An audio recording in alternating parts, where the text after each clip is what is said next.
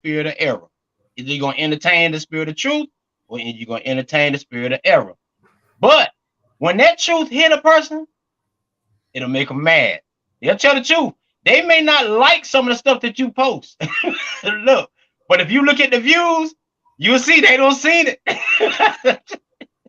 So it's not like they haven't seen it. You know what I'm saying? So, just try to be a vessel, man, and to stop or eradicate some of the foolishness, man, that's going on in our communities, man, because it's a wave now that's going on, and if you sleep, it'll be in your household before you know it, man.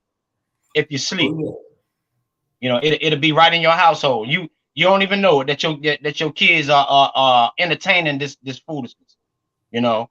So it's crazy. I had a I don't know if you can see this right here. yeah. Uh-huh. It's crazy. I had a.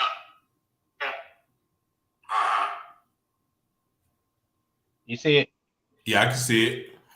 young man. You see, and Who as this goes on, eventually it will turn into this as he gets older, from his own behavior of having fun to that. All right, hold that thought, because I definitely want you to put that Okay. on when we go live. We got about 30 seconds to go, so I'm gonna go ahead and switch the microphones to the Okay radio then. show, Okay. and then you won't be able to hear me till the show starts. Okay.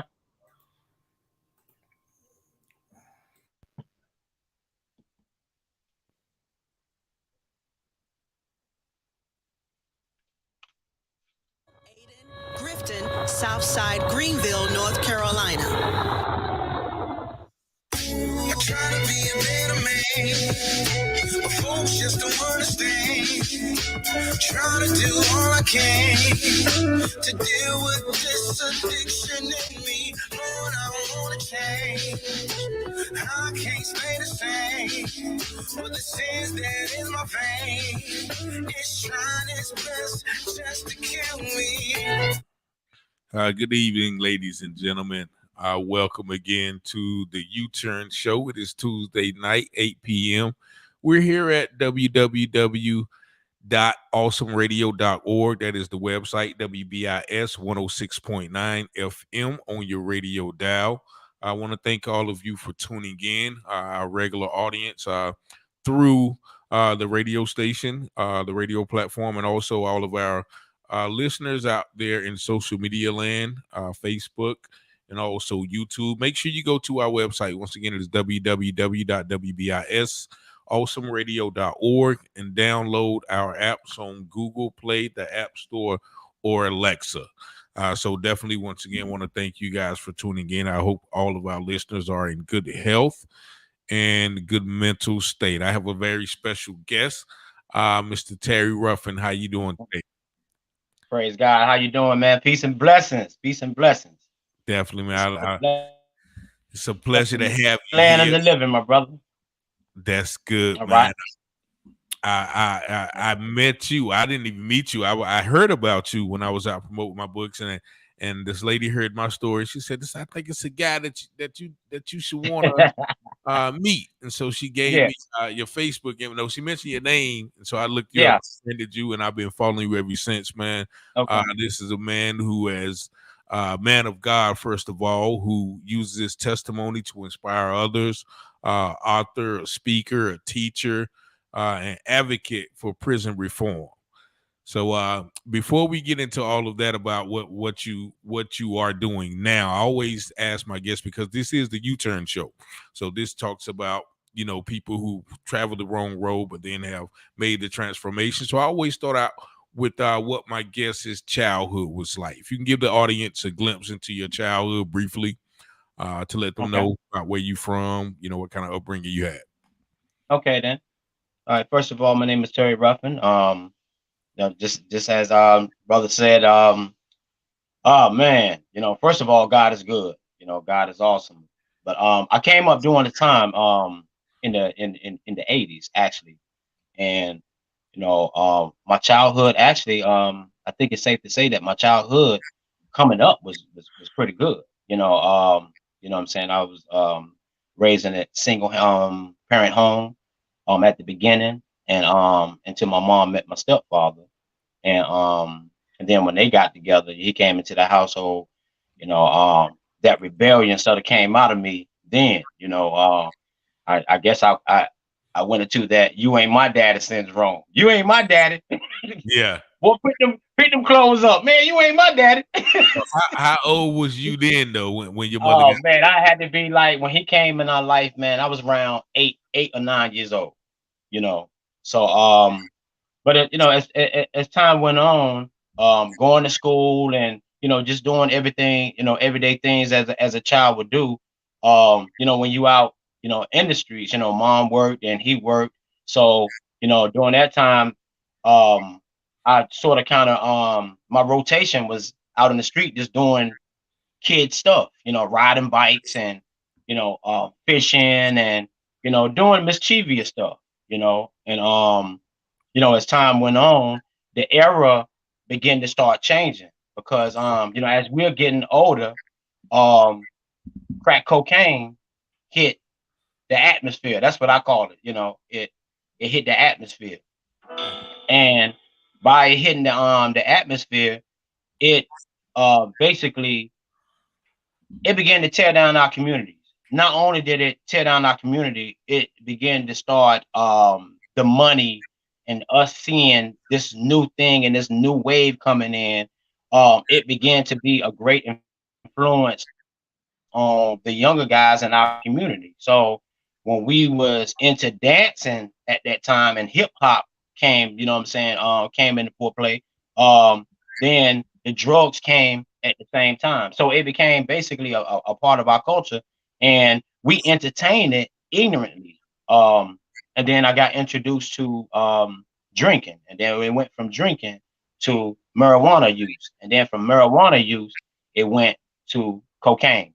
And the way it went from cocaine, it was more or less of a social thing. You know, everybody was doing it because Wu Tang Clan back then, you know, saying coming up, Wu Tang, you know, we smoking woolies and you know everybody getting high. It was a social thing. But as time went on, when people that desired that was in the fad, when they seen the destruction, a lot of dudes fell back. And for me, per se myself, I went steady into the addiction and further into addiction. Actually to the point that my addiction began to be it began to control my life. Um, my whole life, I could say I carried cocaine as a backpack. I couldn't do nothing without it. I couldn't, you know, like my whole lifestyle and everything. Like I couldn't even have no good emotions because I use it as a coping mechanism. And I found myself getting into trouble and in jail and out of jail and just making bad choices. Was never a bad kid, but the influences that was out in the street at the time, and you know what I'm saying, with the drugs, basically tantalizing my mind, you know, every step in the way, I didn't have no direction. I didn't know which way to go, and then we didn't have no good peers in our community. We didn't have no strong men, and I can say that safely say today that said, "Hey man, what y'all doing?" Because they was doing it too. Everybody was doing it. So it basically, we became a product of our environment. You know what I'm saying? So And it's yeah. funny that you said, listen, we didn't mention that the first time we talked. That's also I had the Hmm. same addiction. Once again, it started off socially about the age of 18. Social. Hmm. And you Yes. know, by the time I started once again getting deeper into the drug life, I was selling cocaine. So then I Hmm. constantly used it as once again a coping mechanism, whether to stay awake, That's whether it. everybody was doing it, whether you know to fit in, or just once again Hmm. just to deal with the everyday lifestyle that you're living. So what age what was it when you first tried it, and what age when you really noticed in hindsight that it had become an addiction? Um, I guess it was more or less like 18 years old. Um, that was and the alcohol that I see it clearly now that the alcohol was a gateway Yeah. for me to use. Um, and it became, man, I'm talking about, man, cocaine, man, turned my life upside damn, man. I found myself in positions, man, that I never even imagined, man. Like and like just unspeakable, man. You know what I'm saying? All the way to the point that there was a point in my life that I was actually on the streets, man. Actually on the streets, had good family, but I was so ashamed and so embarrassed that I chose to stay on the street. You know what I'm saying? So Mhm. I'm ripping and running and ripping and running and ripping and running and didn't have no type of identity, none whatsoever. I just went wherever the money went, wherever the flow went. You know what I'm saying? You So you you was born in I you was born in Rocky Mount, North Yeah, Carolina? no, I was born actually I was born in Wilson, North Carolina. Okay. And we moved to Rocky Mount, man. I was like 10, 11, 12 years, about 12 years old, So when that we was the came over to Rocky majority Mount. of Hmm. your trouble, where your trouble started. Yeah, that's exactly where my trouble started, but it didn't start right then. Because I was doing everything that a child would do. I started dancing and I was good at it. I was well known, what I'm saying, for break dancing, Michael Jackson, and I was very, very competitive, and this is what I was doing. You always hear my name on the radio. I'm always doing stuff at the skating ring, and I'm winning trophies and all types of stuff. And then when crack cocaine hit, I went from um, a break dancer and an entertainer and a singer, because I sing as well, Okay. to living that street life.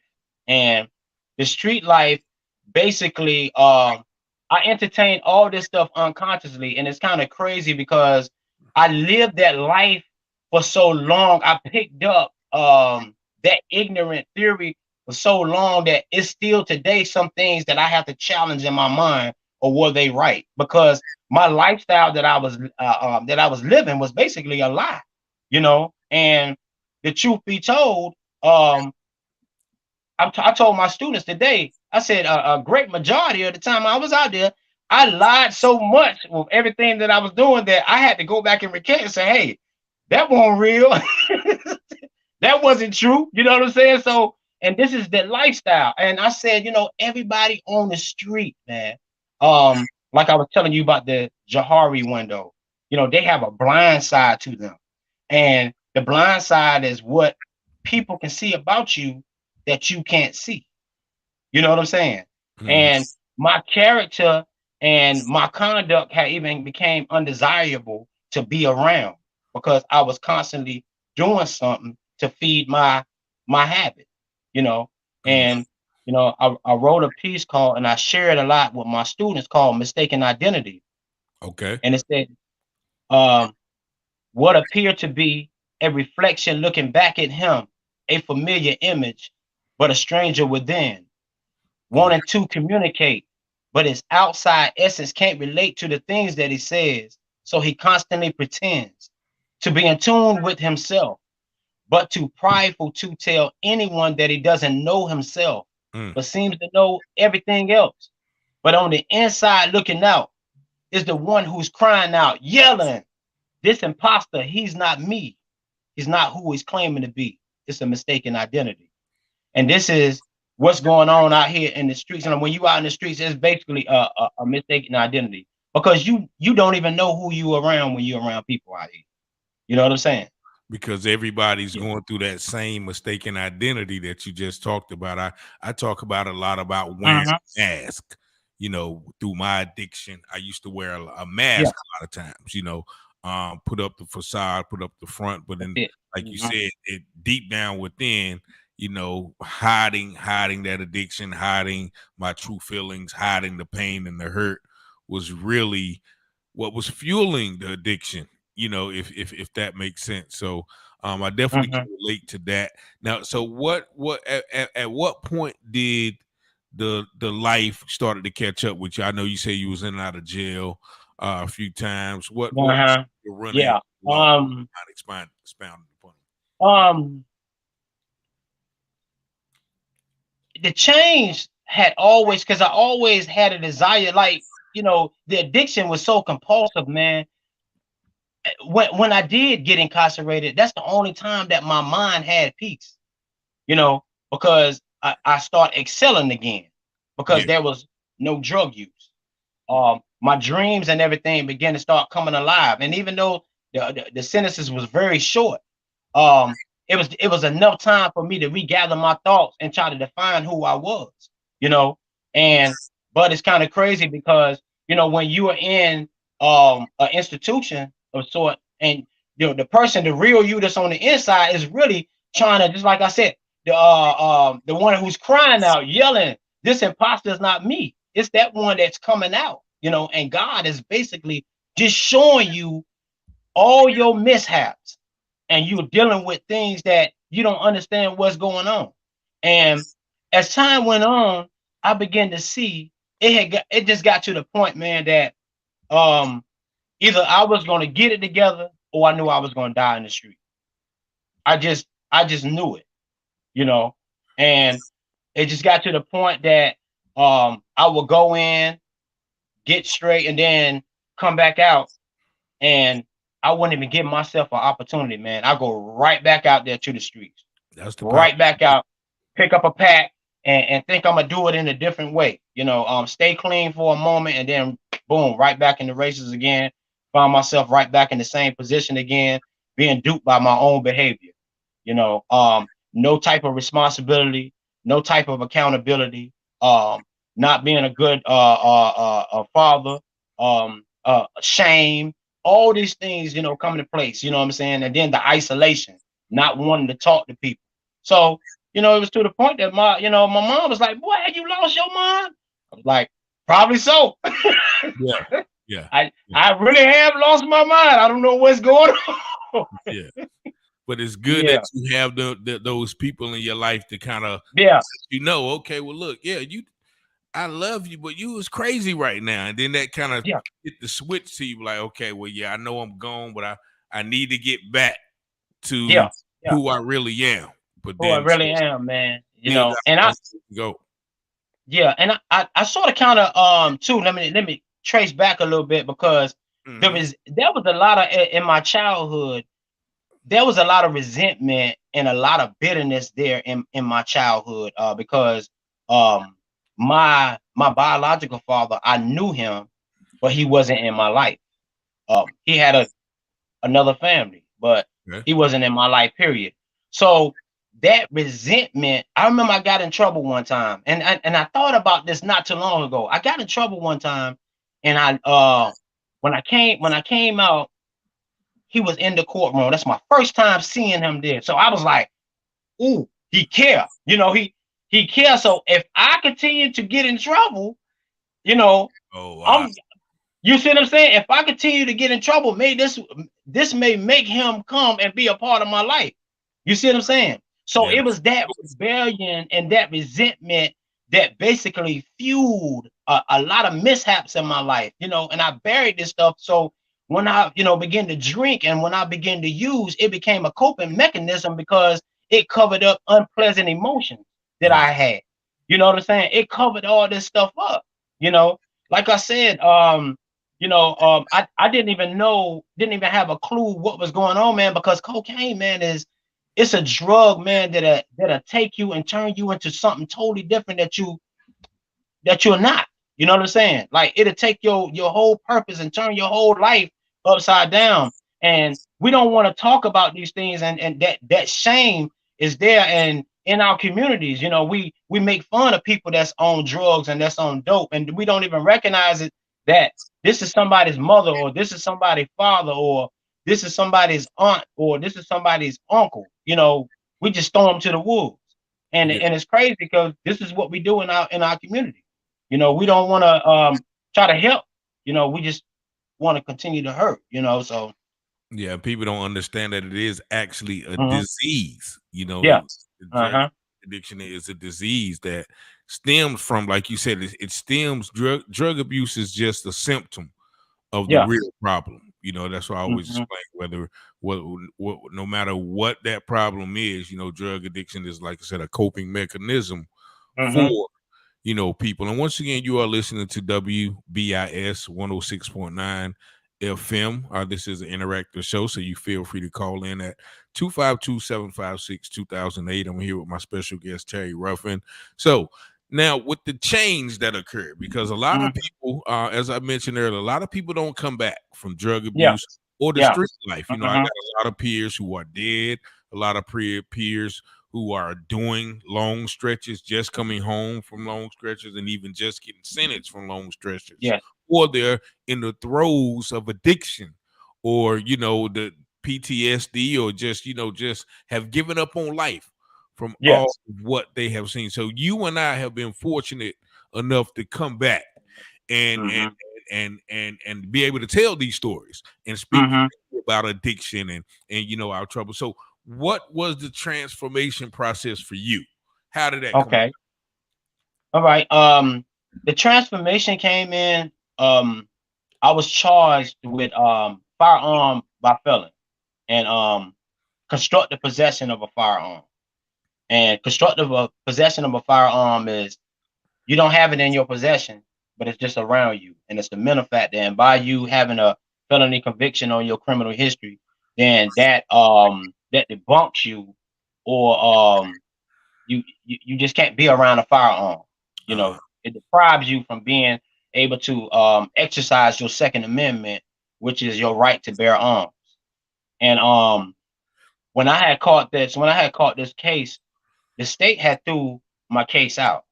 And I think when me and you talked the other day, I told you I was sort of like in transition. I was trying to basically get myself together, but I was still using some what I call it, some thinking errors that was holding me back. I was still struggling with blaming. I was still struggling with manipulation. I was still struggling with being irresponsible, being self-centered. But these are the things that God was working on me with at the time, and I didn't have no clue of what was going on in my life. But the state had threw that case out, and a year later they picked that case up. And when they picked it up, they charged me with a 924 with 922G, which is firearm by felon, and they charged me with a 924C, which is a ACCA, which is a the Armed Career Criminal Act, which they can charge you if you got more than two criminal felony convictions on your criminal history. so And there's two convictions they was yeah, gonna charge you with the Armed Career Criminal Act. Having so yes. So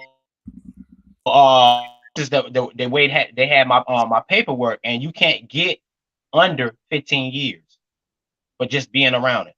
So I'm like, what? You know, I couldn't believe it. mm, So when the DA came out and he had a file, um, everything that he had in that file was about me, and I didn't have no clue what he had in there. But I realized that in the feds, they everything count as points.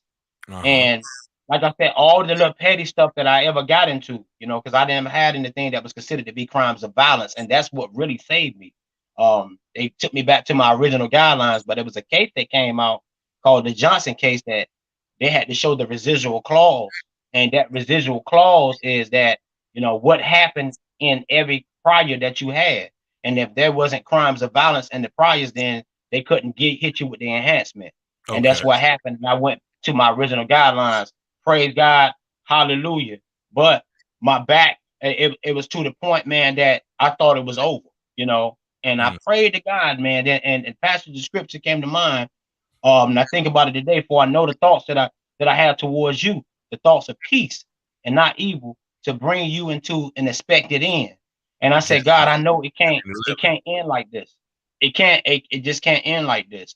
And once I was in the federal hold, I began to start seeing things. God began to start showing me things, not only about my behavior and my life and my conduct, but I was looking at the mass of young black men, you know what I'm saying, even young black females that that was incarcerated by the feds and didn't have no clue of what was going on, facing a whole lot of time just for people, places, and things of the streets. And when I end up catching my time, I went straight to a pen, and they was man, let me tell you, if your paperwork ain't good in a place like that, you can't even walk on the yard. Period. Okay. So I went to Big Sandy, and from Big Sandy, I went to the RDAP program in Canaan, Big and I Sandy, became a Sandy Ridge. yeah, big Sandy out there in Inez, Kentucky, in the Okay. Oh, USP. okay. USP. You know, they only have 6 USPs. You know, Okay. actually they on lockdown now. They are actually on lockdown because 2 guys got killed out in Bloody Beaumont yesterday out in Texas. So all the feds, all 122 facilities are on lockdown right now. So it's all on the news. But Wow. when I went in there, everything is gang infested. I was just put in a place like from the normal that I go and do time at. It was totally different. It was real. But at the same time, it gave me opportunity to see myself and to see how we were struggling, man, with thinking errors, how we struggle with our behavior so much to a point that we can say that we are not going to go and do the same thing over again.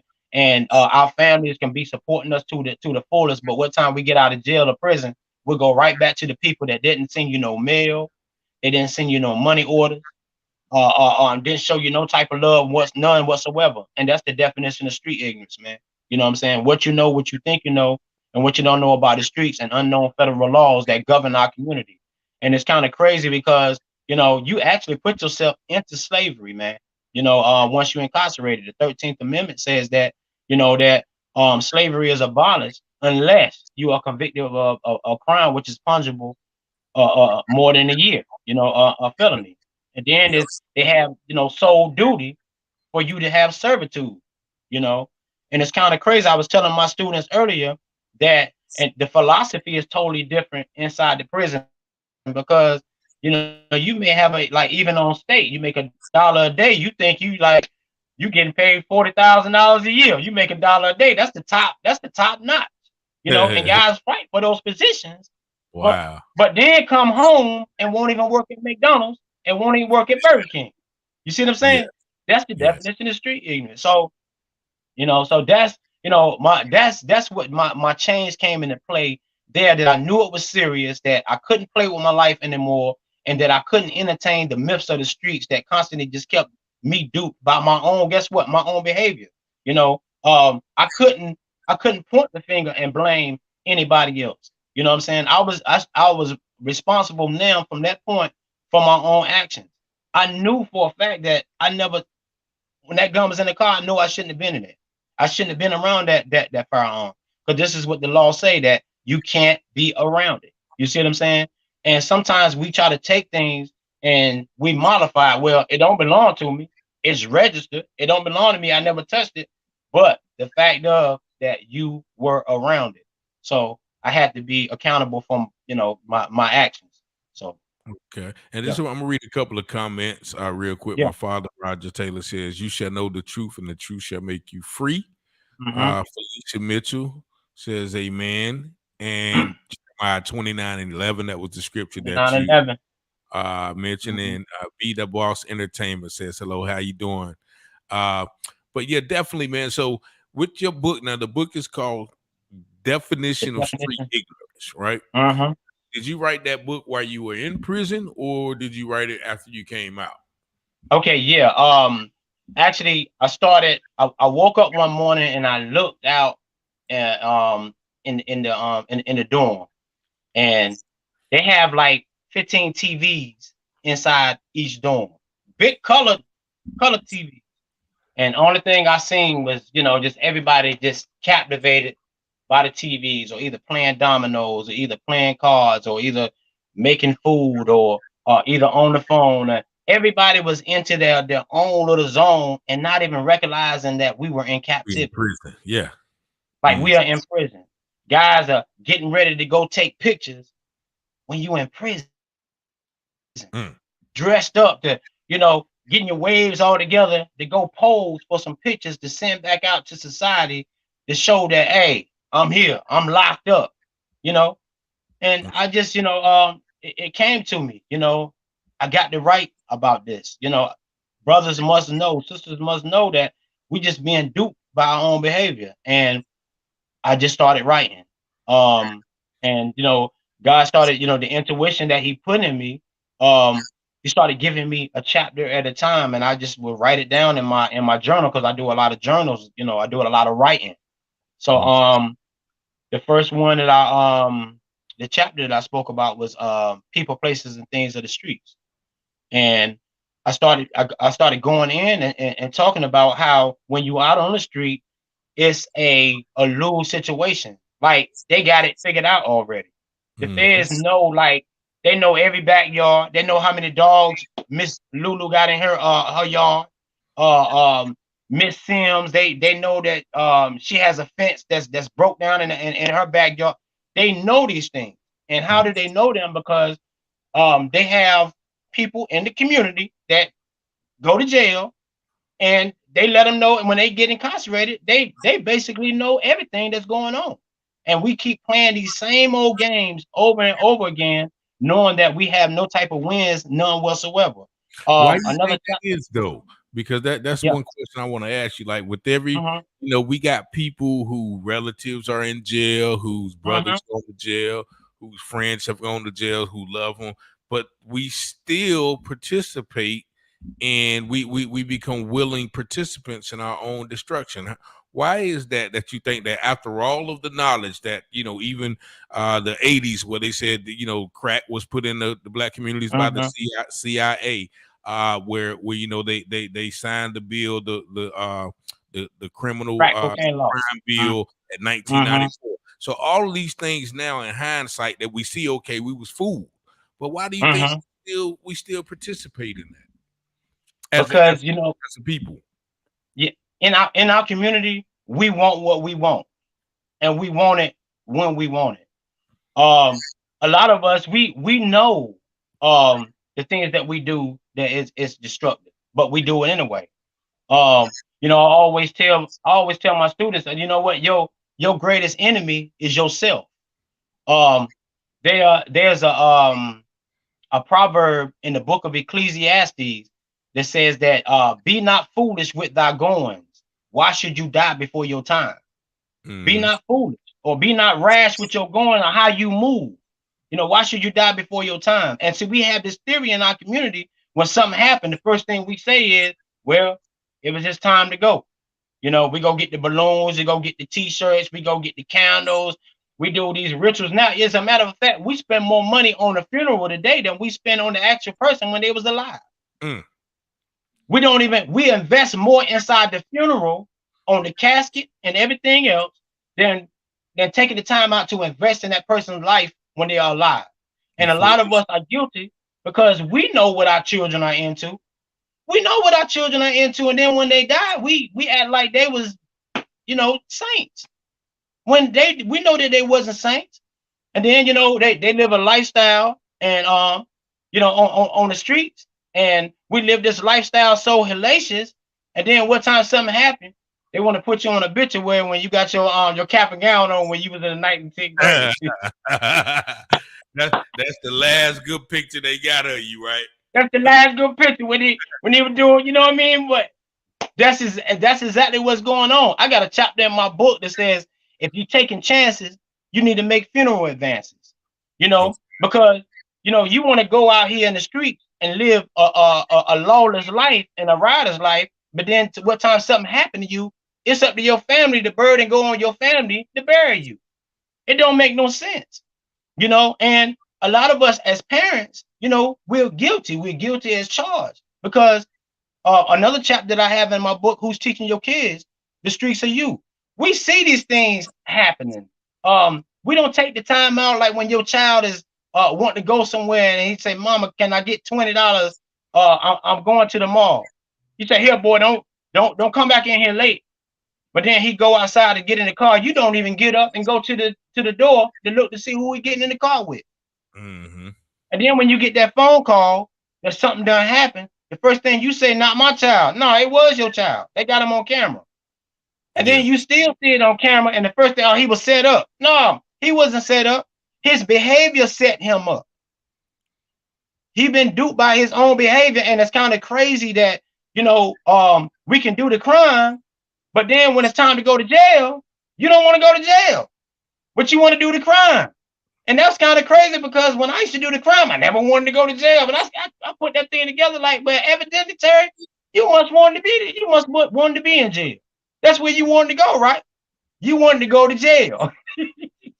Yeah. Because you keep going out here doing the same thing. Your conduct and your behavior dictates your future. So evidently, you wanted to go to jail. You wanted to be in that small room, or have a cell buddy in there with you, and being on lockdown, and want to live this little lifestyle of disobedience and don't want to listen to nobody. And it's kind of crazy. You don't want to listen to your mama, but you don't want to listen to your father, or you don't want to listen to people that's influences in your life. But when them people say lockdown, you go right in your cell. You got to go. You got to go. That's You gotta go. You that's go that right in your cell. lack of Yeah, accountability. I think that yeah, we've been I guess allowed to give our children and our youth, and sometimes even adults. Nobody wants to be accountable for their actions, yeah. bad actions, and but that's definitely something that needs to be talked about as far as like raising your kids, like the streets are Yeah. you. But let me ask you, when you came out this time though, that Uh-huh. last time, and you Uh-huh. made the change. Now I'm sure there were some people who probably were in your life who didn't believe you, or some people who Yeah. did. Mm-hmm. How is your interaction being with people who have known your past life and Mm-hmm. seeing the transformation, or even doubting the transformation? How were you received? How did you avoid getting out and coming, going back to those Mm-hmm. places and things that caused you to end up Okay. where you were? I believe, like, everything that happened in my life, and I can say that it's divine, everything. Because where I was going when I got out, as far as the halfway house, they was overcrowded, so they couldn't send me there. Okay. You know, I ended up going to a place in a city that I knew nobody. You know, So they and were going to send you to a halfway house in your hometown or close no, by, that it wasn't even close by. It was like 2 hours away. You know what I'm saying? but you So knew people there. I didn't know nobody.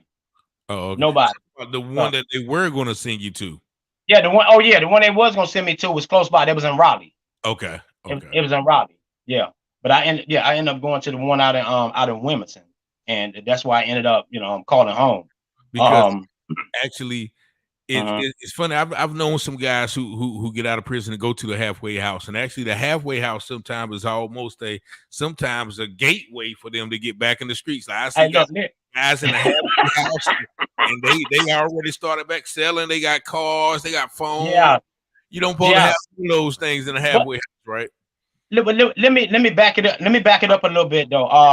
For Before years before my release, like when I went in, the change was happening right then and there. Like I said, I ended up going to the RDAP, and the RDAP program, it more or less showed me who I was. That I was operating out of a lot of criminal thinking errors and a lot of rational thinking errors, and my conduct. Because a lot of people, just like you said, we were talking about the coping mechanism, but at the same time, um, if you take the drugs away, the thinking is still there. So I had to deal with the thinking. You know what I'm saying? So by me dealing with the thinking, and it was just I started, the change started to come in play.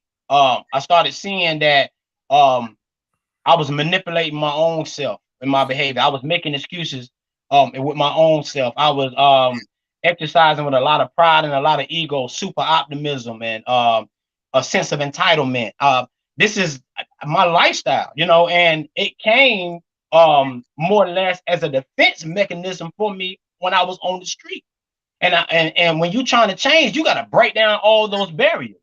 So my mentor, which is one of the staff members, is my mentor right today. He told me, man, you got to deal with that old stuff, because that's what's gonna hold you back. But anyway, I ended up being a mentor there. From mentoring, I ended up doing a senior suicide watch companion. I watched what guys that was was contemplating that suicide in the halfway house or? in the feds. That's why I told Oh, you okay. Oh, backing okay. up in the feds. Yeah. So you So were I actually began making. to start. Yeah, I started teaching. I was teaching inside the facility. Um, Suicide watch companion. I was doing that, and then I was doing the mentorship program. So from there, when I transitioned from the facility to the halfway house, I was still involved into the TDAP. So when I came out, I was put in a position that I was teaching again. So what I was doing inside the prison, I brought with me on the street. Okay. And yeah, I brought with me on the street. So I was working, excuse me, I was working like the second day that I was home. And my whole everything that I did, I was basically me and God, man, by myself. I didn't know nobody, and I was determined to do everything on my own. So you stayed in Wilmington when you got Yeah, out. yeah. So everything I was determined to do, I did it on my own. I walked to work until I learned how to catch a bus. Uh, I caught the bus. My first check, I went and bought a bike. Mm. Uh, from Walmart. I rode the bike. Sometimes I got to the stoplight. I seen people pull up in the nice cars. I'm like, whoa! I just kept That's hearing, "Be patient. be I patient. got you. Be patient." Yeah. And that humility, everything that I learned when I was in there about humility and being open minded and showing some caring, and gratitude of just being out free and not being incarcerated. I started exercising those tools and they work. You know what I'm saying? I started relying and trusting on God, and it worked because when you trust on God, he said, acknowledge him and he would direct your path. And that's what he's been doing. He's been directing my path and he's been opening up doors. And I've been on this journey, man. And you spoke about that humility, man, because I know it's hard, like you said, Mhm. like coming from, a lifestyle where you have more than enough and riding the bike, catching the bus and Yeah. but Yeah. I Oh mean, man. Yeah. that's a testament, to once again being patient and where you are now because That's it. you mentioned a couple of times you teach in a class. So what Yeah. kind of class do you teach now? Yeah. I work at a center called OIC, and it's opportunities industrialization center. Okay. And this center basically it's like the heartbeat of the community. It's been there, man, man, for years. We have like 22 centers, and it opens up the doors for guys like me that have had some challenges, you know what I'm saying, in their past that have potential and puts you in positions that you're able to live your potential out, you know. And what we do is we basically I work with reentry, and in my reentry I provide young men with resources to help them get on their feet when they come out of places such as the institutions, halfway house, or either transitional houses. And I also teach a class. I instruct a course called Streetology 101, which I talk about criminal thinking errors, rational thinking errors, just using common sense and just making good choices. Okay. And Hmm. with the guys that you teach, how important it is for the person Ah man, to want to yeah, do the right thing instead of just going through the motions? Do you run yeah, across a lot of I wouldn't say resistance, but mhm, I would use the word right now, ignorance. yeah. I see it every day, but I guess the highlight for me is that I've been there and I've done that. So when I'm dealing with my students and my delivery, they see that I've been there and I've done that by me sharing, my testimonies with them. It gives them strength, man. And also it gives them encouragement. And man, it just does something, man. I am so compelled, man. I feel like Jeremiah, when Jeremiah said that like fire just shot up in his bones. That's how I feel that when I'm teaching these young men, these young women out here, because I don't want to see them go through some of the same things or entertain some of the same things that I entertain that allow them to go through the pitfalls of the prison system, Yes, definitely. And or the once again, python. you've been Rich, listening to Awesome Radio 106.9 WBISLP right here in Greenville. Just a couple of more comments. Okay. The Boss Entertainment, you two guys are blessed. I've met Richard, not sure if you remember me, but God has many, many more blessings for y'all. They always say that the last shall be Man, first. We received that, the boss, and I do remember you Man, Letter Taylor says, the streets or you. that's Uh, right. and Roger Taylor said, God said, I set before you life and death, blessings and Mhm. curses. Thank God that you chose life and bless. Amen. Christy McMillan says, you're calling. Amen. And he will direct your path. And I do have a question from a viewer, fellow Awesome Radio staff says, would you have places to refer female felons for those resources in Pitt County? Yes. Actually, we work with Pitt County. I work with Pitt County, the NC Works for Pitt County, and also Pitt County Community College.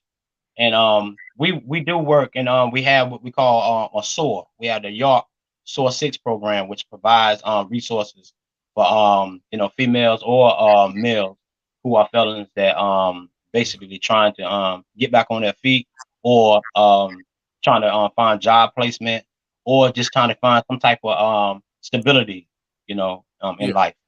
And Yeah, so everybody, you can get in contact with me. Yeah. okay. And everybody, um, mentions reentry, but I don't think people understand how important that is, especially with Mhm. guys who've done long sentence, 5, 6, 7, 10 years, Mhm. even more, or even less, 2 years. There's something about being incarcerated like that that has, it takes away from you a bit. It Mhm. takes away from your humanity, and then to be sometimes just thrust right back into society, which some people are not like myself, who had a good support system, or not like yourself, who had already started to make the change. Mhm. Some people are, it's really hard to make that transition from, a life of crime, being locked up, and then come out and try to do everything right, when it's hard to do things right. Like the average person, sometimes lives paycheck to paycheck, who's never got in trouble. And so I think that the reentry programs that you are mentioning are very much needed. And so I definitely once again want to commend you on that, Mhm. for taking your experiences and giving back to the community, and keeping people away from those pitfalls. Now, with the publication of your book, because I Mhm. know, how hard was it to do that? What type of obstacles, or if any, did you run into, Um, with getting your book out there? yeah, oh man, I ran into I was determined I was gonna get this book because it's a lot of good information in my book. I talk about if the streets is watching, then who else? I go in on the streets, prosperity and the poverty of the streets. I talk about gun laws. I even got a copy of the Bill of Rights, because it's kind of crazy that we're the ones that committing the crimes most, but we don't know nothing about the law. And that's one thing that I took the time and the opportunity when I was incarcerated.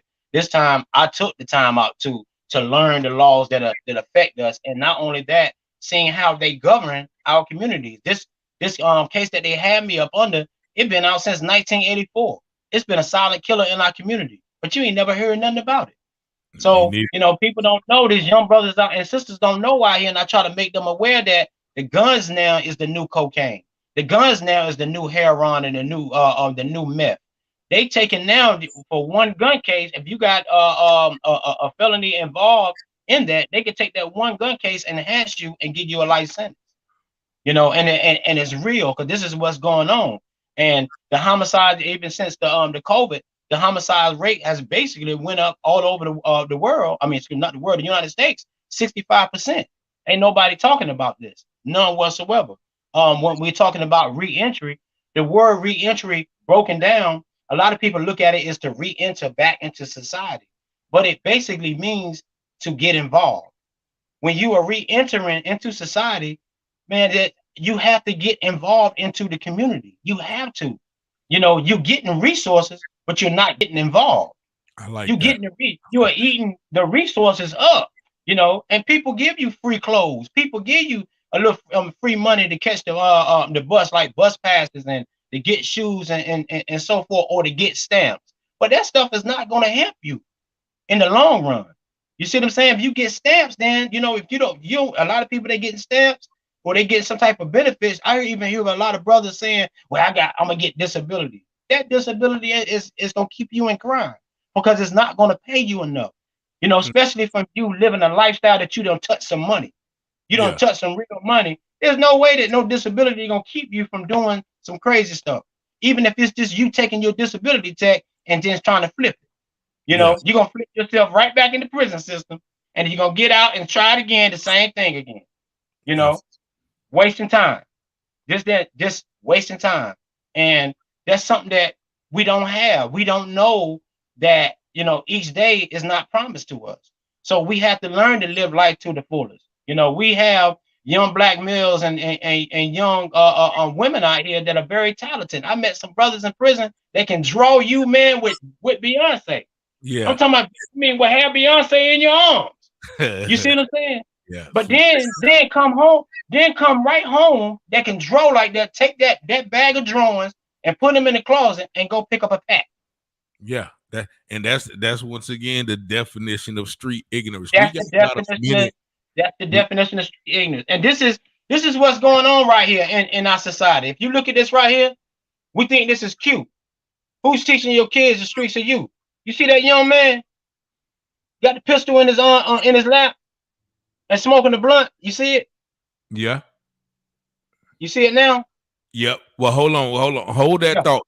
Don't lose that thought right there, because we're gonna Okay. continue.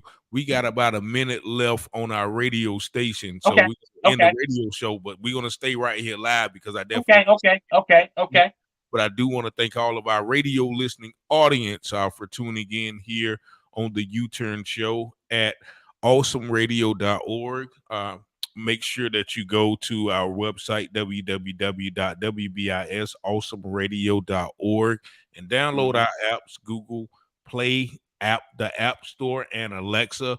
And remember, we are on Roku TV as well as the local station GPAT 23. And we're also streaming live now on YouTube. So you can catch the UTurn Show and any of our awesome radio shows on any one of those platforms. But we certainly thank you guys for listening to our radio listening audience. We will be back next week at the same time. But once again, I pray you guys have a blessed and prosperous week. Until then. All right. This ain't your plan for me to die.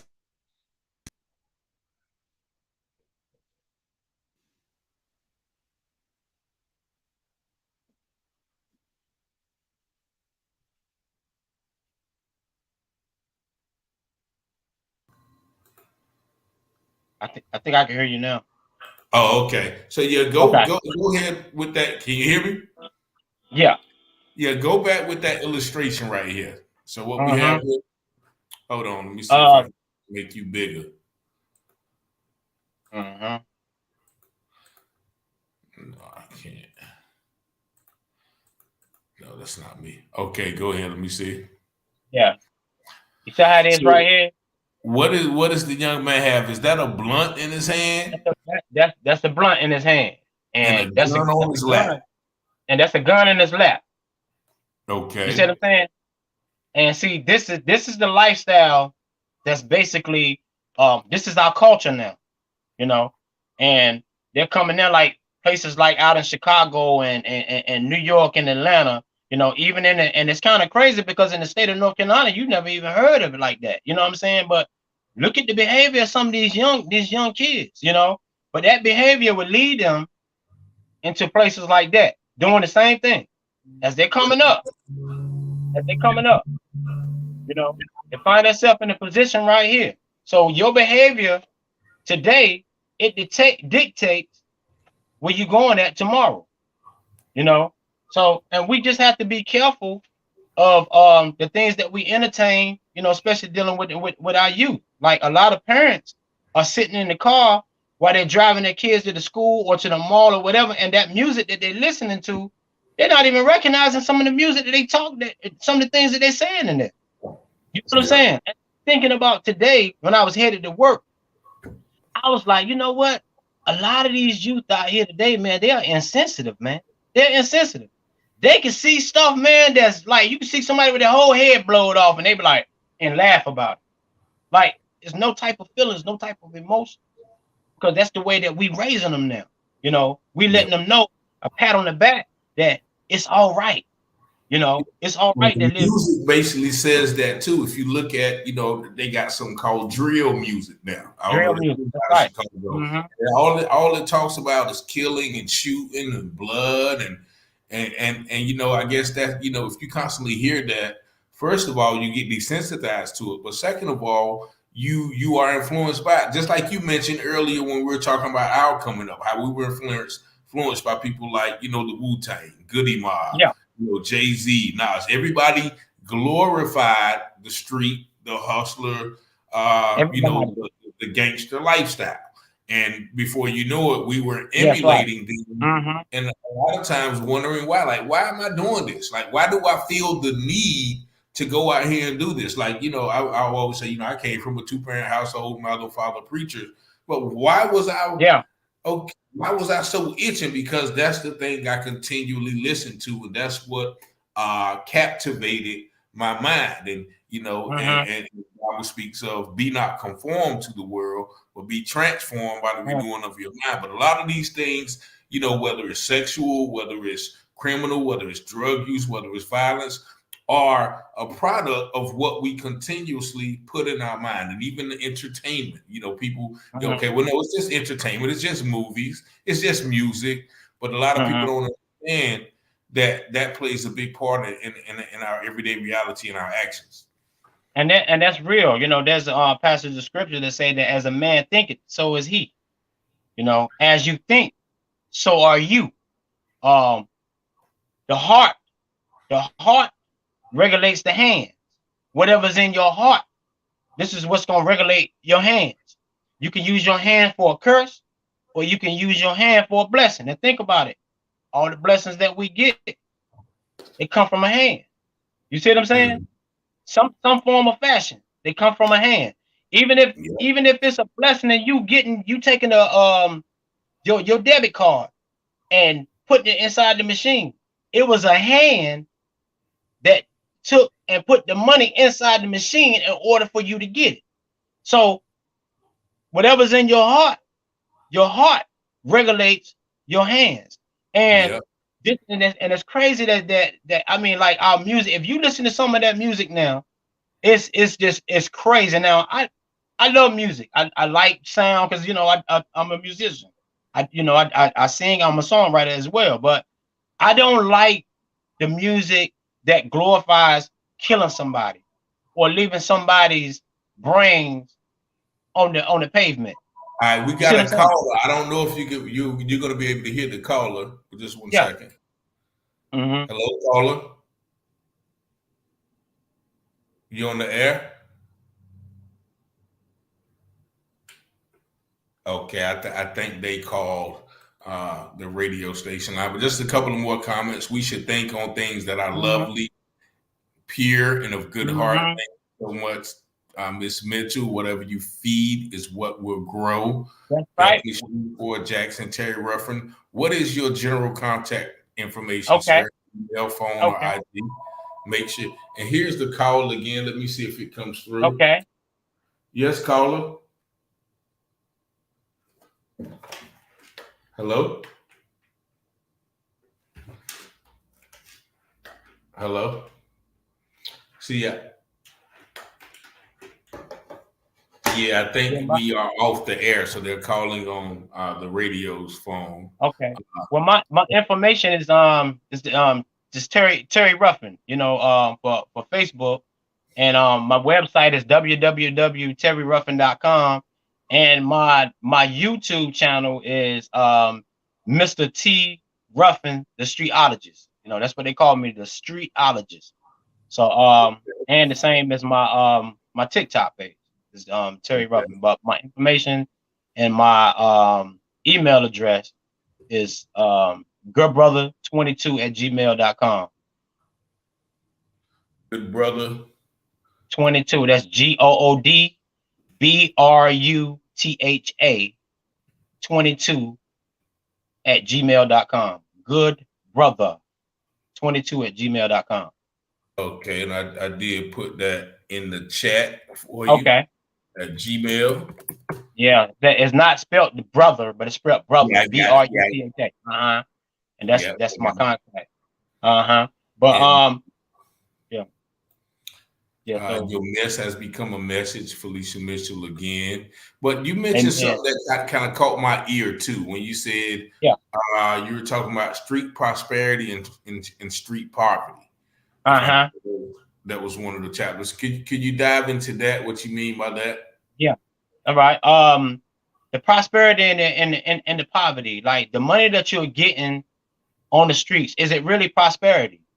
It's not, because once you get incarcerated, a great percentage of guys that I've met, especially in the federal system, a great percentage don't even have nothing in their lockers, man. And these guys was big time drug dealers on the streets.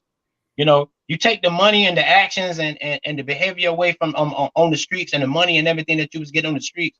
Once you go behind those doors, man, it's kind of hard to find people that's gonna stand by you and continue to send you money like that, and for you to live that lifestyle that you live while you was on the streets. And it's kind of crazy too, because I said, the day I told my class, I said that we can get money on the street, but then what time you get locked up, you tell your girl or your wife, baby, send me that money.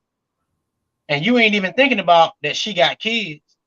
You ain't even thinking about how she gonna take care of the household now that you gone. We still operating out of super optimism. We still being selfish. We still being irresponsible. We don't want to take accountability for what we're in there for. Matter of fact, we would take that money and won't even invest in getting a lawyer to try to get you out. You'd rather use that money to invest in commissary or things that you need while you are in prison. You know what I'm saying? So that's no prosperity. Yeah, it's only poverty, and the true poverty is when you come to yourself, like the prodigal son. When his father gave him everything, and then he went, and it said the word of God said that he went into a foreign land in a place that he didn't know nobody, and it says that and he met people and they helped him spend up all his money. And then they said that when his money was gone, his friends was gone too. And I can imagine the little party and everything that he did, but the word of God says clearly that he went out and made himself a citizen.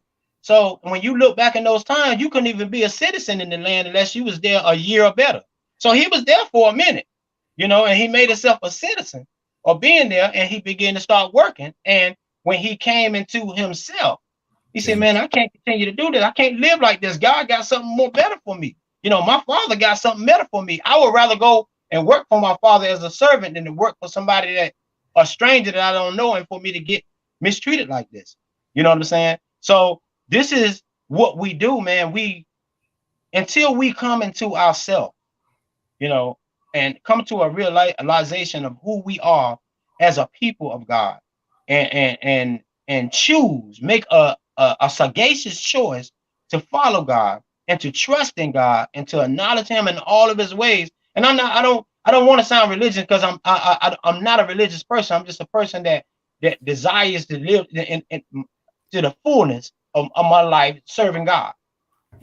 Putting God as the forefront of my life, knowing that He's the author and the finisher of my life.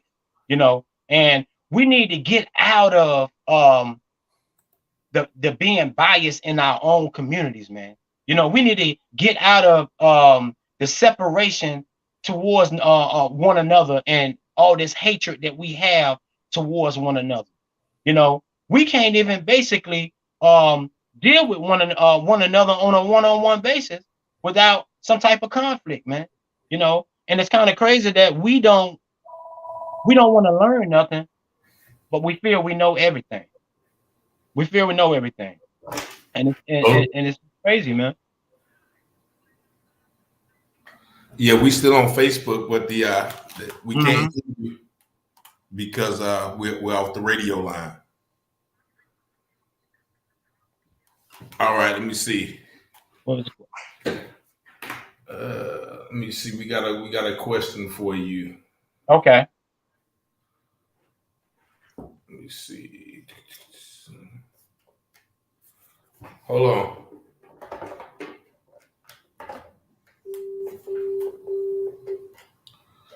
Can you hear me? Can you hear me? Yeah. Can you hear? Yes. Mr. Terry Ruffin, can you hear me? Yeah, I can hear. Okay, perfect. Yeah. Yes, I can. How you doing, sister? Informative. You did the information that I had needed, but I wanted to just challenge you on something.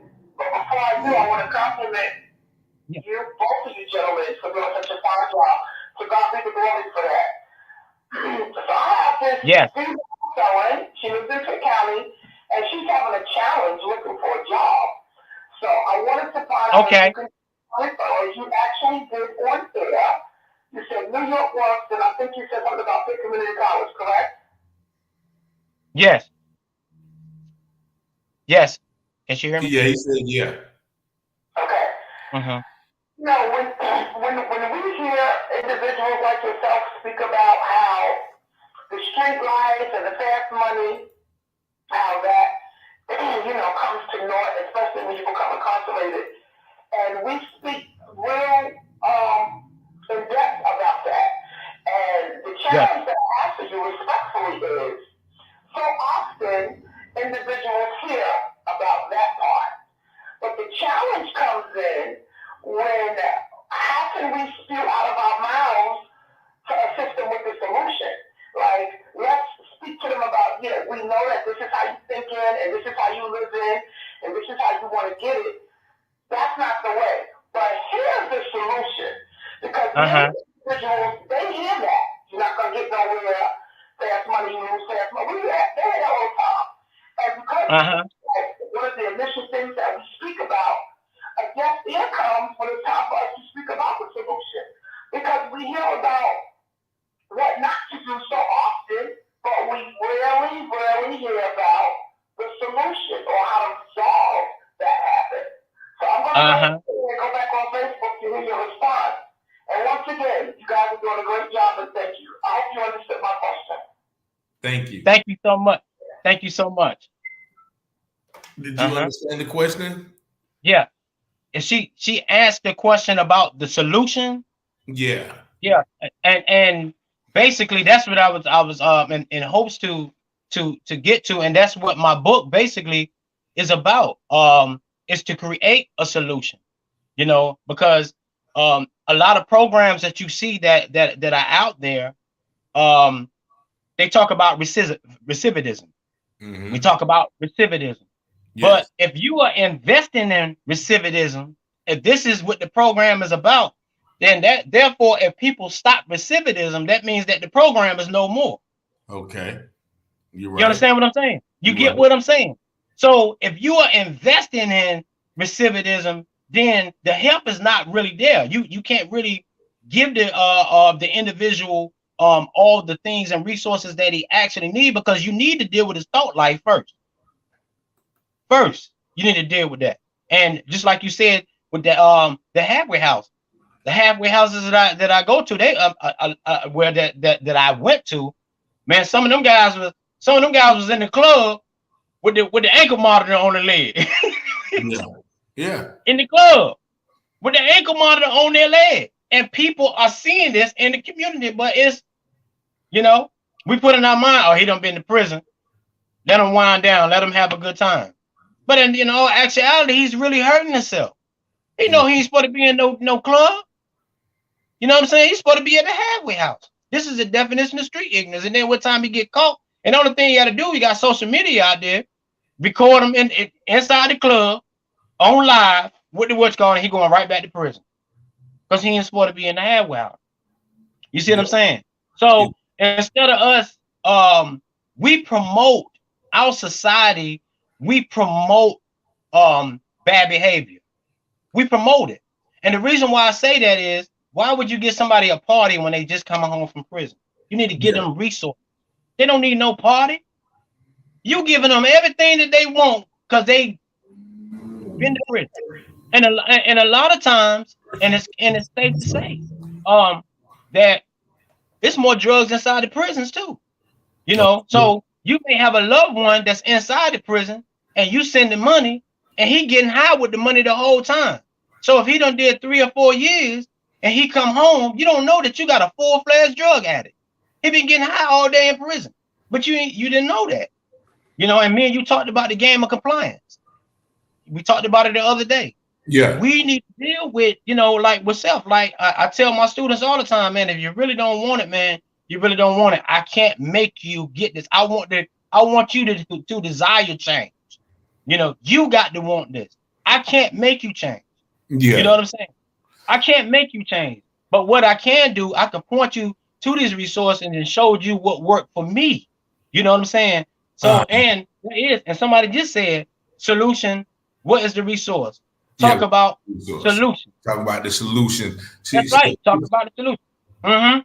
So this is the solution. Solution is changing the thought life. You change the thought life, you know what I'm saying? You change a brother's or sister's direction. You know what I'm saying? And she is correct. Because resources, you can get them, and I said this already, that you can get them all the resources in the world. You can get them stamps, you know what I'm saying? You can give them clothes and food. That's not going to change behavior. It's not going to change behavior. You know what I'm saying? That's the thing, of course, we and you mentioned something very, very important. They do have these programs set up, but the programs are, the entire system is set up for somebody who's been to prison before to go back to prison. Now we do have these, reentry programs, and a lot of people are genuine about it, but then you have a lot of people just in it for the money. Okay, well, what we have to do to get a halfway house? What kind of grants do we have to get so these guys can come in here and then we can get them in here for a day, do a little exercise and send them on their way, and we get billed for these, for the Medicaid, or we get billed by the government for this grant. So that is almost, like a two-edged sword. Whereas these programs have to continue, because if they stop recidivism, then there's no more need for the program. But I think, once again, there is no concrete solution like 1, 2, 3, 4, 5 step, because the solution for you was actually different from the solution for me. Like I had to go to a recovery program. And I stayed for a year. You had to go through your second or third transition in prison to come out and actually make your transition in prison. But I think what is common between me and you is we both wanted to change. We both were tired of living. So it didn't take my resources, once again, a recovery program. Your resource was, you changing your thought process. So Ms. Boyd Jackson, I definitely, I definitely understand where you come about, talking about the problems. We all know the problems, but there is no concrete solution except, once again, for the person to want to tell. Like I've known guys who came out and didn't have no help, but they stayed on the street. They said, "I'm not touching no drugs. I'm not touching no drugs to sell or use. I'll work at McDonald's. I'll work wherever it takes until I build myself up. I'll rake some leaves. I'll wash cars. I'll take groceries home for old ladies." So I think the common thing is the determination, the intestinal fortitude of the individual to not be, to not want to go there. So, and I know that there's a lot of programs, and I'm actually about to try to get involved with some of those programs. But once again, it's like the old saying says, you can lead a horse to water, but you can't make him drink. You can't make him drink. And then another thing too, because this question always come up, what is the solution? But you know what? It takes a village to raise a child. It takes a whole village. And for so long, and I know it's safe to say that, in our community, we always depend on other people to try to fix us. We depend on other people, even if it's another race to try to fix us. When we need to start standing in the gap for each other. You know what I'm saying? Now, like you just asked about a solution. You asked about a solution. Look, you could be part of the solution, sister. You know what I'm saying? You could, because it's each one teach one. You could be part of the solution. If you got an intuition and know something that can help a brother, then you take that and take that intuition or the innovator that's in you to be a part of the solution. Because it takes a team for this, because it's like a wildfire out here now. It's like a wildfire. Yes, and she does. Like I know her work, she does that. But you mentioned something as well. It's almost like we as a community are enabling it, because actually I've heard it said, and I've actually seen it, that a guy coming home from prison gets more love than a guy graduating from college. Yeah. In certain You know instances. what I'm saying? You know, You see I've what I'm seen saying? it happen. Like, Yeah. oh, a guy going to prison gets more respect than a guy going to college. You know, Yeah. and so that's some sort of dysfunction in our society. Like you said, a guy will go and do 10 years and we'll come home and celebrate you for doing a crime that sent you away for 10 years. For We 10 should years. celebrate you. We should have resources there for you. We should have things in place to say, okay, look, if you want to do right, we got all of this set up for you. We got you a job. We got you a bank account. We got you some investments. Now, if you do this, if you walk into this and take everything we giving you, then after 2 years, then we're going to throw you a party and celebrate That's right. your transformation. That's right. Because you haven't earned yourself, anything. You know? From, Yeah.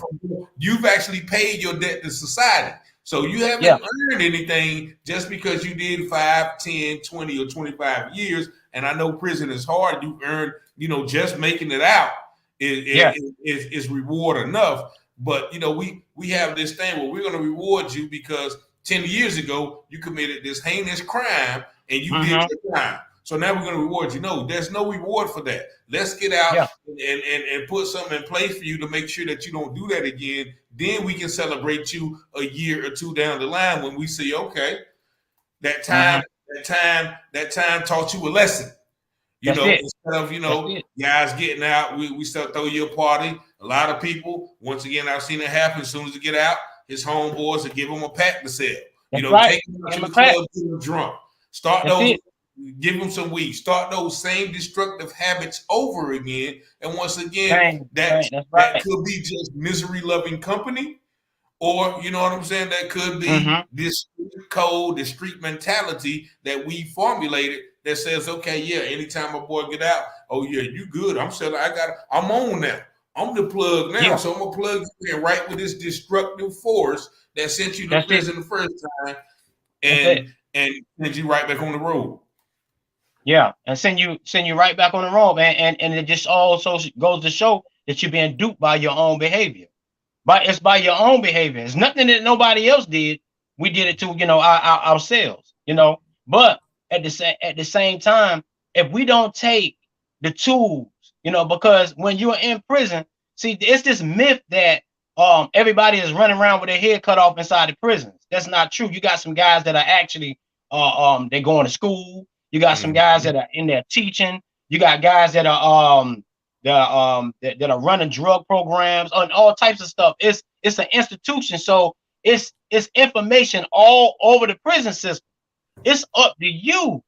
It's up to you. It's self-help. It's up to you to go in there and to say and decide to make that change to say, hey, look, I'm not going to go the same route no more. I'm not going to take this, keep going the same direction and keep getting the same results. It's up to you. You know what I'm saying? So, you know, and it's our choices at the end of the day. It's our choices, man. It's the choices that you make that dictate where you going in your future, man. Yeah, but then it's another thing I gotta harp on because you mentioned, you know, being God's people. And you mentioned something that you said, I'm not religious, you know. And so and before we talked about, you know, the church's lack thereof of, you know, even, you know, helping people like this or, you know, turning it back. So what did you mean, first of all, by not being religious and where did you know, the church comes in? Well, what I meant by I'm not religious mean that when you're religious, you stagnate. You stagnate yourself from learning the things that God is actually showing you. There's a scripture in the passage of Galatians chapter 5, verse 1. It says, stand forth in your liberty, wherewith Christ has made us free, and be not entangled again with the yoke of bondage. Be not entangled again. You know, the children of Israel, they stayed in the yoke of bondage because they chose to be religious. They chose to stay in a traditional factor. So when Jesus came, they didn't even recognize who he was. You see what I'm saying? Because they stayed in this religious factor. And you have people that are actually religious. And when you hear some people, even, and not all, but some that's part of the church, when they hear people getting out of jail or prison or whatever, they don't want to have nothing to do with that. You see what I'm saying? And not all, but we're forgetting why we started. We're forgetting why we gave our life to the Lord. We're forgetting Bring and we're others not. to him. That's right. We're forgetting. It's funny you say that because I've seen Christians, or for lack of a better word, Christians. I don't like that word either, because that's what they call it as a derogatory term. To believe the followers of Christ. But I've seen people. Oh, I don't go over there. I don't go crazy going over there. When did Jesus ever say that? When did Jesus ever say I'm not? Like, if Jesus walked the earth today, they would be crucifying him again because of who he's with, of where he's at. He said, I don't come to save no. He said those that are well have no need of a doctor, but those who are sick. So and I see that, like you said, the spirit of religion, like, even Jesus said, okay, well, yeah, you guys know the scriptures and you pray in the synagogues all day, and, you wash your hands before you eat. But he said the outside cup is clean. The outside of, what's the use of cleaning the outside of the cup when your inside is dirty? And I feel that people that are that's what I get when I hear religious, people that just go on a day-to-day basis, preachers, people who say, well, I give my offering here, or I give charity there, just for a form of outward, okay, I'm a good person. But I'm gonna go really help this person who I know needs it. And that's exactly like what I meant, because, like, if it takes for a building to define my conduct, then I don't need to be going there. If this just a building that is transforming my thinking when I go inside the building. If I can't come outside the building and love my people, when I got people dying on the corner right outside the church and I don't even go out and see what's going on, then something is wrong right there. And there's a stigma that's on the churches now. Even the young folk want to see, are you real? They want to see, are you transparent? They want to see, are you able to, because we act like, and it's kind of crazy when you come up and you live a lifestyle that is riotous, and you live a lawless lifestyle. A lot of us, we get saved and forget where we came from. Now we don't want to have nothing to do with sin. We ain't never clubbed, we ain't never drunk nothing. We ain't never got high.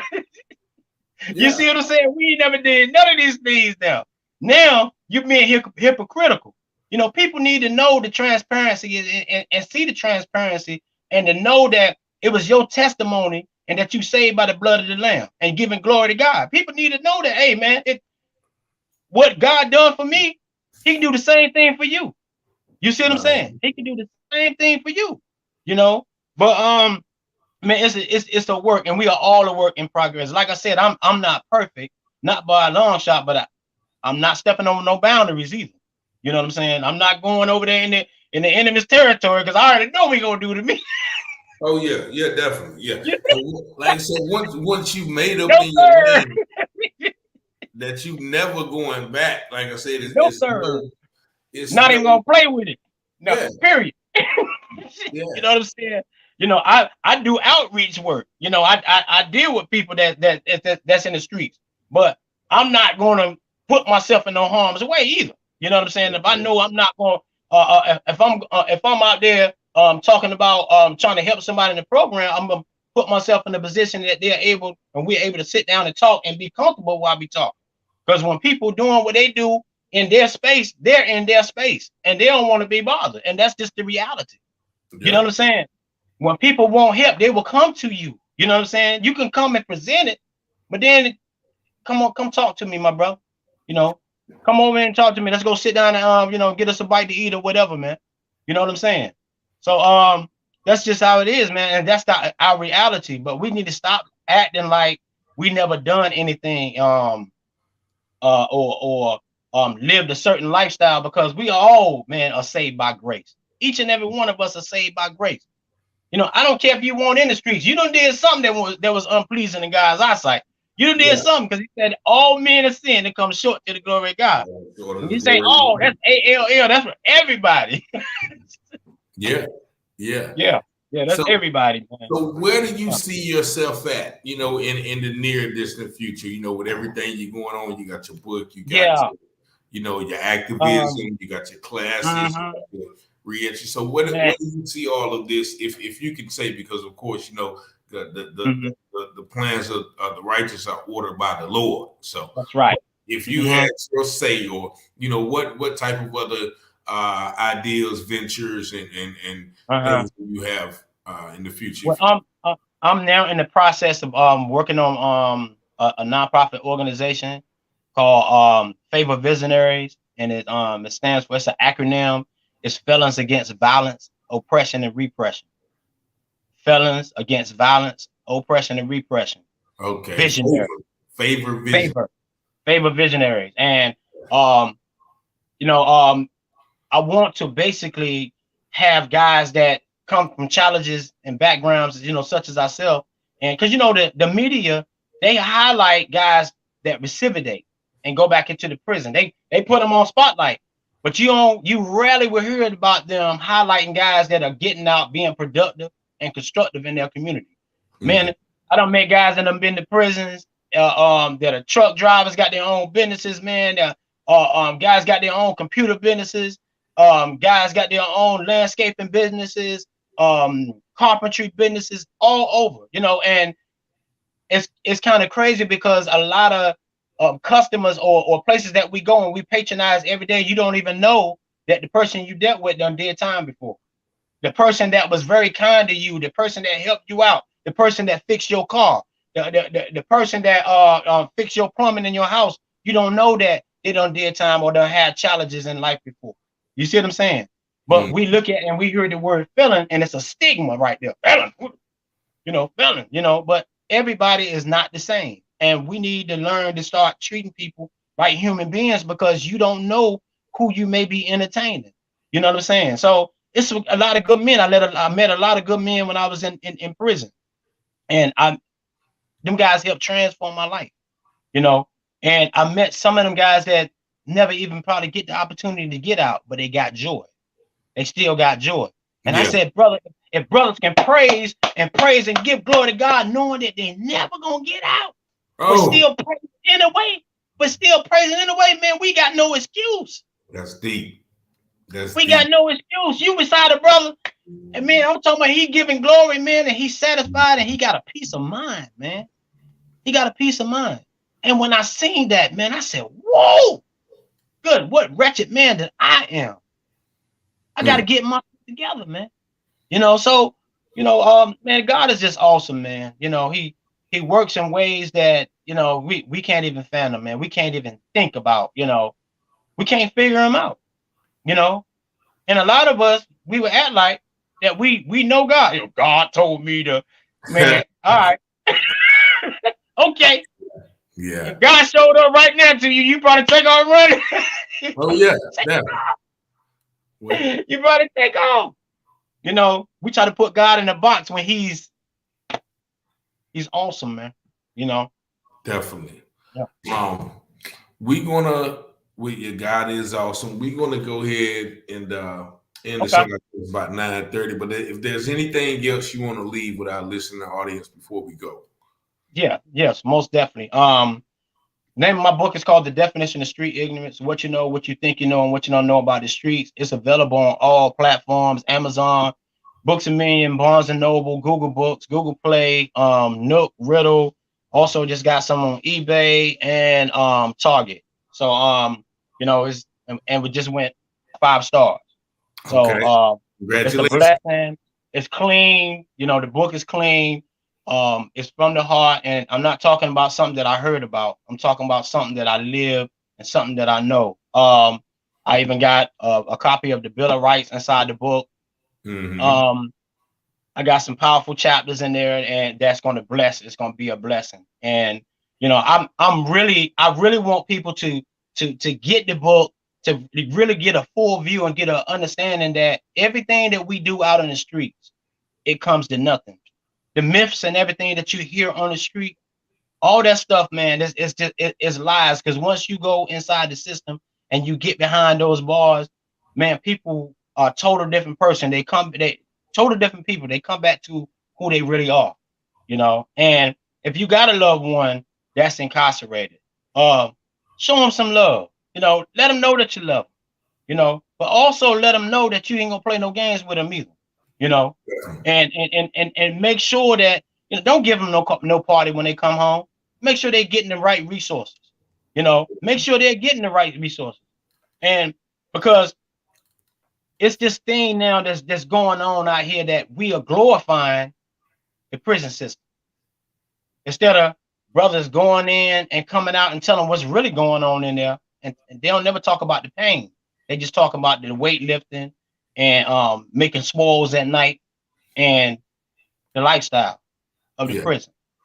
You know what I'm saying? But they're not really talking about the pain, and there's a lot of pain in there, a lot of pain. So, So I definitely want to thank you, man, once again for taking most time definitely. out of your busy schedule. I want to thank all of our listeners on the radio and even our Facebook, YouTube listeners. You know, I thank y'all for y'all support. Once again, I just want to, you know, pray for God's blessing and continued success and peace. Amen. Amen. Just thank you for having me, my brother. If there's anything that I can do to help, you know, let me know. And I'm Most definitely calling on you with certain things that I got in the works too. So okay, then most definitely. Oh, I got a Felons Matter movement coming up. Oh, what now? Felons Matter. Felons Lives Matter. I like that. Felons Lives Matter.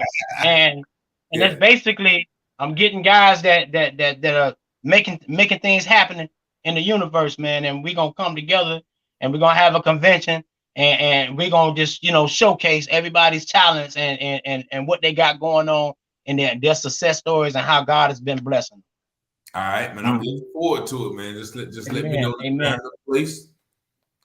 Most definitely. And I'm definitely. And once again, I want to thank you, Felicia Mitchell, Sharice Boyd, Christy McMillan, Roger Taylor, Letta Taylor, and everybody, B-Dot Entertainment, and everybody who, you know, commented on the show, man. We thank y'all. So we're going to see y'all next week. But God bless you, my brother.